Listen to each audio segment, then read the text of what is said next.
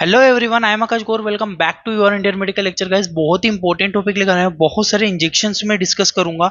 Emergency injection, जो life saving injection भी इन्हें कहा जाता है, जो जान को बचा सकते हैं, इनके यूजेस, साइड इफेक्ट, डोजेस, सारी चीजों के बारे में मैं डिस्कस करने वाला हूँ। सबसे पहला जो इंजेक्शन, जो आईवी इंजेक्शन हमारा आता है, वो होता है मैनिटोल इन्फ्यूजन। मैनिटोल इन्फ्यूजन क्या होता है? देखो, ये इंजेक्शन मस्तिष्क और आंखों में लगने वाले प्रेशर को कम करता है और यूरिन की मात्रा को बढ़ा देता है। सबसे पहली चीज मैंने बोली है कि जो मैनिटोल जो इंजेक्शन है, उसका जो सिंपल यूजेस है, जो हमारे आंखों में एक दबाव जैसा रहता है, मस्तिष्क में किसी व्यक्ति को दबाव या उसका प्रेशर बढ़ जाता है, ठीक है, तब क्या होता है, इस इंजेक्शन का इस्तेमाल किया जाता है मैनिटोल का। ठीक है, ये यूरिन के आउटपुट को बढ़ा देता है, जिससे वाटर की एक्सेस होती है। ठीक है, यूजेस की अगर मैं बात करूं मैनिटोल की, ठीक है, मैनिटोल की यूज आईवी इन्फ्यूजन में मिला मिलाया कंपोजिशन आता है। जिस तरह से पैरासीटामोल रहता है, मिला मिलाया कंपोजिशन पूरा इस तरह से आईवी इन्फ्यूजन में आता है। ये क्या करता है? लो इंट्राक्रेनियल प्रेशर। सबसे पहली चीज मैं यहाँ पे बता रहा हूँ, समझिएगा आप। लो इंट्राक्रेनियल प्रेशर, जो हमारे इंट्राक्रेनियल जो प्रेशर होता है, इंट्राक्रेनियल प्रेशर आप सब समझते हो कि जो इंट्राक्रेनियल प्रेशर क्या होता है, उसको कम करता है ये। ठीक है, पोस्ट ऑपरेटिव आई सर्जरी, आंखों के ऑपरेशन के पहले भी इस्तेमाल करते हैं और बाद में भी। पोस्ट मतलब होता है बाद में। ठीक है, पोस्ट ऑपरेटिव आई सर्जरी वगैरह, आई में अगर कोई हुआ है ऑपरेशन वगैरह, तो उसकी पोस्ट यानी कि बाद में इसका ज्यादातर इस्तेमाल किया जाता है। ठीक है, ताकि प्रेशर कम हो जाए। ब्रेन के जो ब्रेन ऑपरेशंस रहते हैं, उनके बाद भी मैनिटोल इंजेक्शन का इस्तेमाल किया जाता है। ठीक है गाइज, तो ये बहुत इंपॉर्टेंट चीज़ है, आप लोग याद रखना है। इसमें इसमें यूरिन का आउटपुट बढ़ जाता है और हमारे शरीर में जो इंट्राक्रेनियल प्रेशर है, मस्तिष्क व आंखों में लगने वाला दाब, वो कम हो जाता है। इसके अलावा मैं बात करूँ, अगर इसके डोजेस की बात करूंगा, तो डोजेस में सिंपल बात है, 100 ml के 100 ml का जो ये आईवी इन्फ्यूजन आता है, इसको 1 आवर में दिया जाता है। ये एक स्टैंडर्ड, नॉर्मली मैं बता रहा हूँ, स्टैंडर्ड दिया जाता है। बाकी इसमें अगर स्पेसिफिकली बात करूँ, तो डिपेंड करता है पेशेंट की बीमारी के ऊपर, पेशेंट की कंडीशन के ऊपर, कि पेशेंट की कंडीशन कैसी है, उस कंडीशन के अकॉर्डिंग हम लोग इसको इस्तेमाल करते। वैसे 100 ml का जो होता है, 1 आवर के अंदर, 1 घंटे में खत्म करना होता है ये बोतल हमको, इंजेक्शन आईवी फॉर्म में। ये इंपॉर्टेंट चीज ये है कि ये इंजेक्शन किडनी डिसीज वाले मरीजों में नहीं लिया, इस्तेमाल नहीं किया जाता है। क्यों? एक मिनट समझिएगा। देखो, क्यों नहीं करते किडनी वाले में? क्योंकि किडनी से रिलेटेड डिसऑर्डर है, रीनल फेलियर वगैरह, कोई भी प्रॉब्लम है किडनी से रिलेटेड, तो ये इंजेक्शन क्या करता है, यूरिन को आउटपुट को बढ़ाता है। और यूरिन आउटपुट बढ़ना चाहिए। अब किडनी काम नहीं करेंगी तो यूरिन कैसे बाहर निकलेगा? और यूरिन बाहर नहीं निकलेगा तो आपके फेफड़ों के अंदर पानी भर जाएगा। याद रखना, किडनी वाले मरीजों में मैनिटोल का इस्तेमाल नहीं करना चाहिए। क्यों? क्योंकि यूरिन का आउटपुट को बढ़ाता है, और यूरिन नहीं निकलेगी तो वो ये जो पानी है वो फेफड़ों में भरने लगेगा, और भी आपके अदर अंगों में, पेट में भर जाएगा, पानी का लेवल बढ़ जाएगा, शरीर में दाब बढ़ जाएगा, हार्ट अटैक भी आ सकता है मरीज को। अगर आप लोग ये किडनी वाले मरीजों में इस्तेमाल करते हो, तो ये चीज ध्यान रखना, किडनी रिलेटेड डिसीज वाले मरीजों में मैनिटोल इस्तेमाल नहीं करना चाहिए। स्क्रीनशॉट लीजिए, आगे बढ़ता हूं मैं। मैनिटोल के साइड इफेक्ट्स की अगर मैं बात करूं, तो सिंपली सबसे पहला है हेडेक। कॉमन साइड इफेक्ट है, जिसका सर दर्द हो सकता है, नोजिया, जी घबराना, मथली जैसी आना, वोमिटिंग यानी कि उल्टियां हो सकती है, चेस्ट पेन, डिजीनेस, चक्कर आना, छाती में दर्द होना, ब्लर विजन, धुंधला दिखाई देना, एलर्जी होना। यह कुछ बेसिक सिम्टम है जिसका सिम्टमेटिक ट्रीटमेंट किया जा सकता है। बाकी मैनिटोल के इतने ज्यादा साइड इफेक्ट नहीं होते हैं। अगर आप एक प्रॉपर डोज में उसको यूज करो, प्रॉपर डोज आप मरीज को दे रहे हो उसकी कंडीशन के अकॉर्डिंग, डॉक्टर के सजेशन से, तो कोई दिक्कतें नहीं होती है। आगे बढ़ता हूं मैं मैनिटोल के। अब आता है आपको इम्पोर्टेंट जो आइसोप्रेनालिन। ये भी बहुत ज्यादा इस्तेमाल होने वाला है। आइसोलिन के नाम से मार्केट में मिल जाएगा, काफी फेमस है। 2 ग्राम 1 ml में अंदर होता है इसमें। ठीक है, आइसोप्रेनालिन के अगर यूजेस की बात करूं, तो ये कंप्लीट हार्ट ब्लॉक, यानी कि कोई मरीज आया जिसका पूर्ण रूप से हार्ट ब्लॉकेज है, और आप उसे अर्जेंट में कुछ नहीं दे सकते, तो आपको क्या करना है, इमरजेंसी में इंजेक्शन को यूज किया जाता है।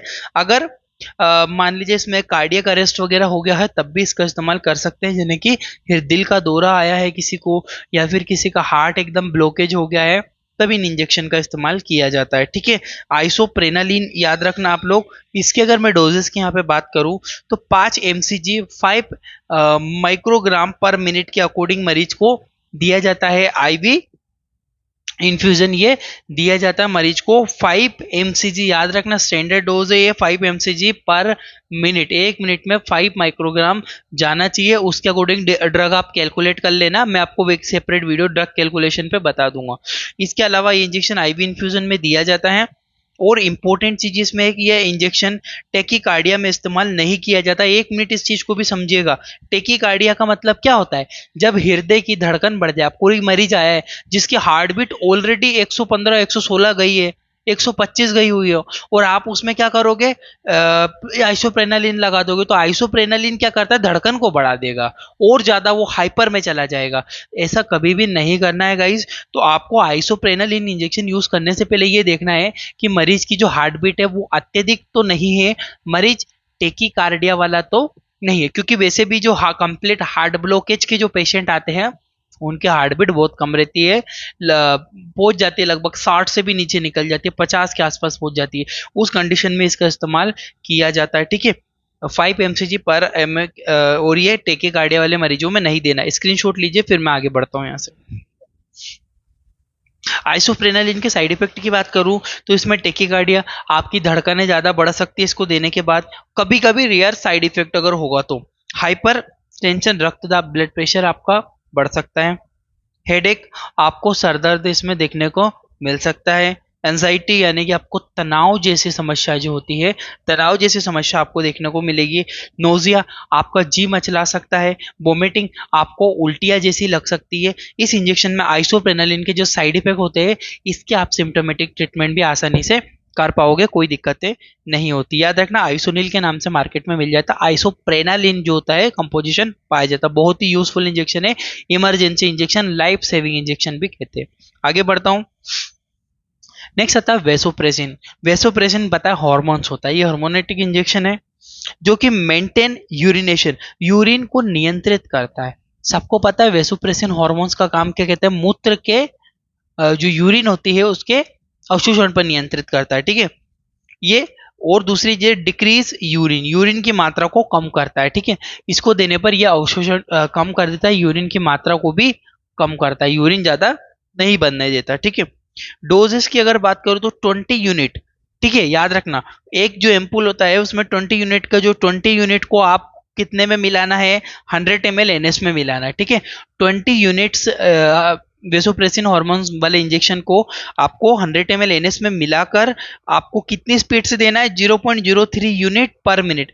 इतना देना है कि 1 मिनट में 0.03 यूनिट मरीज को जाए। अब इसका ड्रग कैलकुलेशन भी आप कर सकते हो, उसके कैलकुलेट करके आप निकाल सकते हो। वैसे मेनली चीज तो मैंने बताई दी कि भैया जो 20 यूनिट जो होती है, 20 यूनिट को 100 ml में डिजोल्व करो और डिजोल्व करके उस स्पीड से देना है जिस स्पीड से 0.03 ml unit. IV infusion pump आता है, उससे आप यूज कर सकते हो, ठीक है। आईवी इन्फ्यूजन में आपको इलेक्ट्रिक भी मिलने लगा है, वो भी आप इस्तेमाल कीजिए।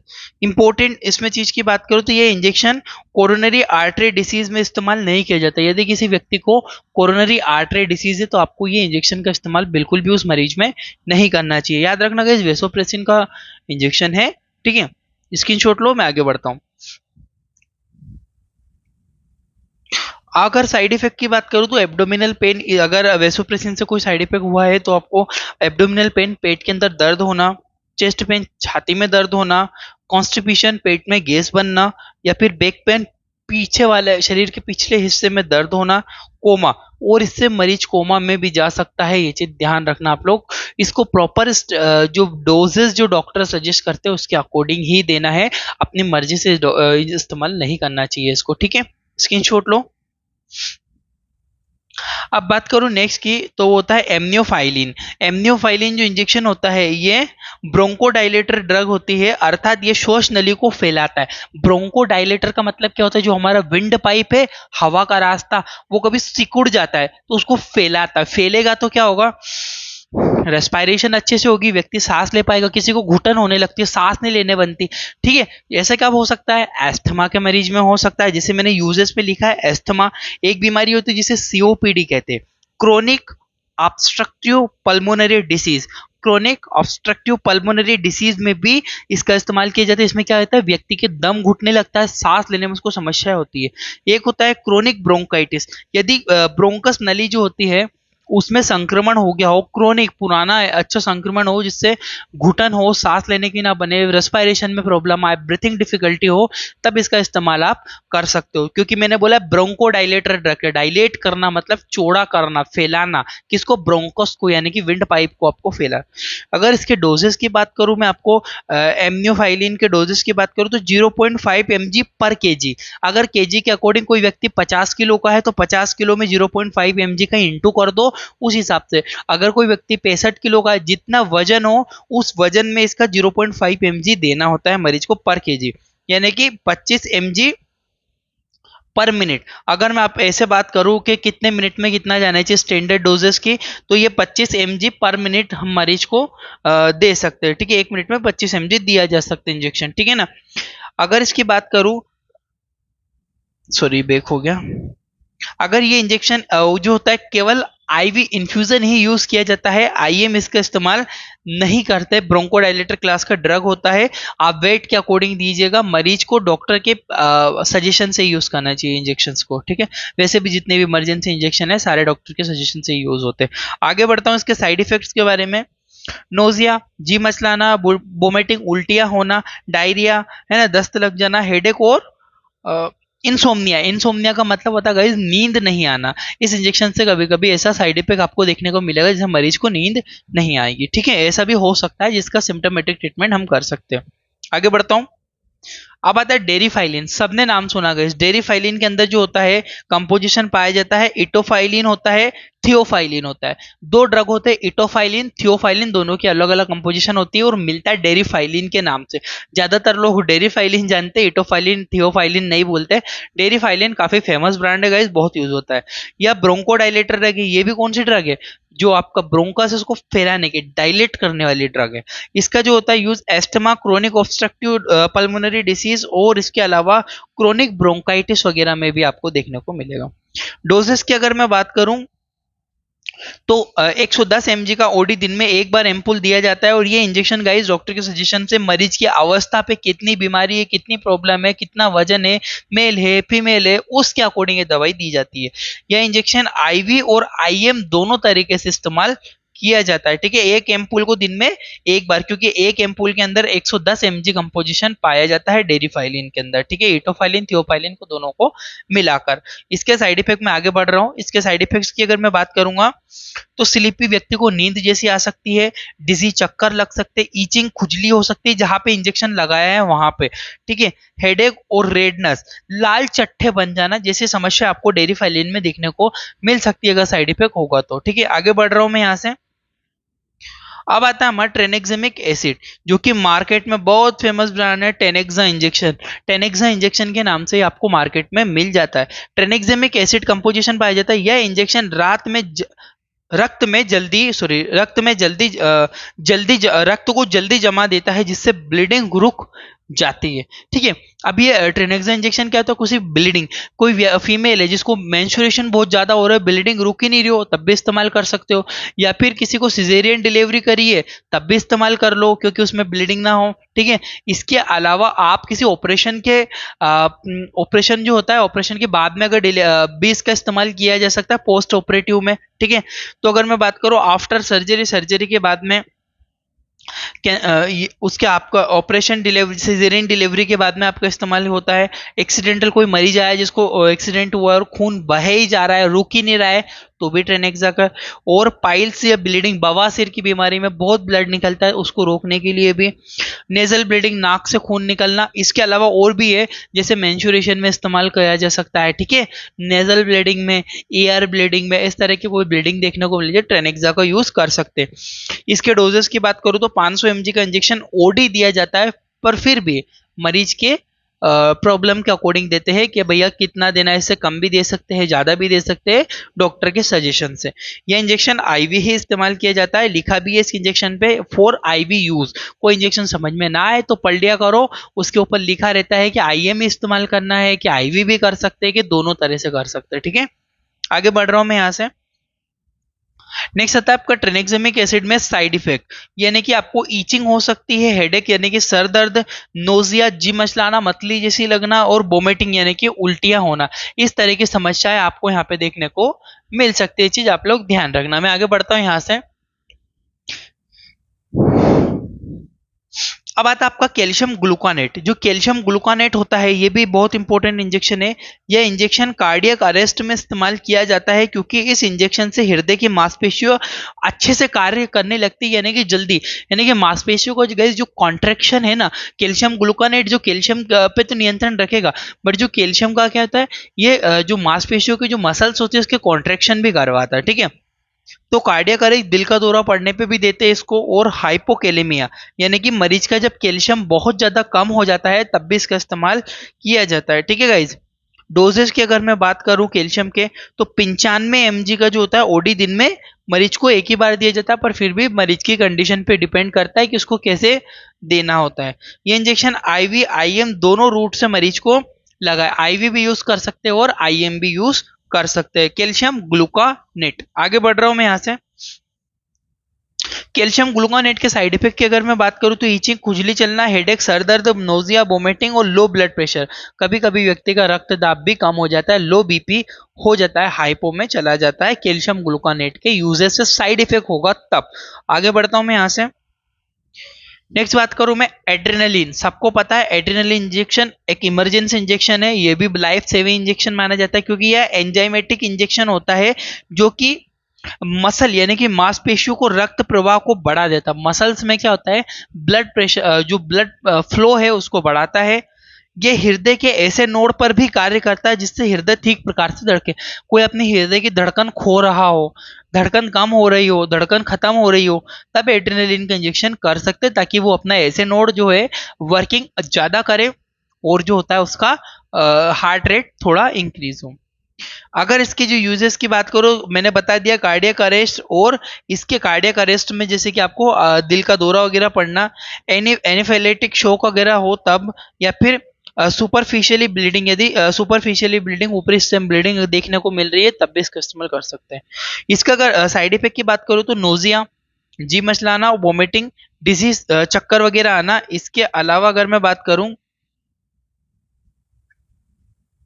इसके अलावा अगर बात करूं तो ब्रेडिकार्ड सॉरी ब्रीथिंग डिफिकल्टी, यानी कि सांस लेने में समस्या होना, सांस अगर नहीं ले पाता तब भी इसका इस्तेमाल किया जाता है ब्रीथिंग डिफिकल्टी में, ठीक है।